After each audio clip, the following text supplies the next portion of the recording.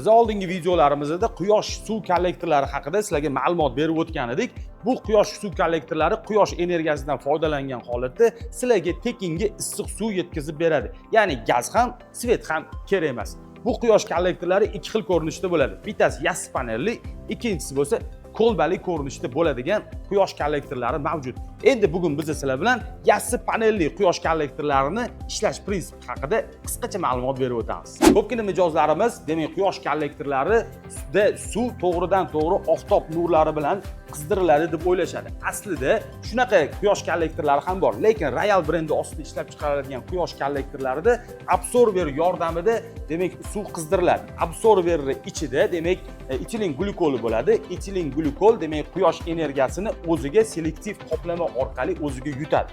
Selektiv qoplama 95% gacha quyosh energiyasini demak absorberga yetkazib beradi. Absorberning ichida etilin glukol bo'lsa, suvni iste'molga yaroqli sifatida 90 gradusgacha isitib beradi.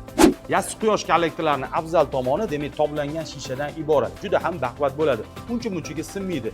Korpuslari bo'lsa alyumindan ishlab chiqarilgan. 150 litr, 200 litr va 300 litr demak hajmda sizlar bemalol bizdan xarid qilishingiz mumkin bo'ladi. Agar sizlarga ham shunaqa quyosh kollektorlari kerak bo'ladigan bo'lsa, Aquabuild kompaniyasiga murojaat qilishingiz mumkin.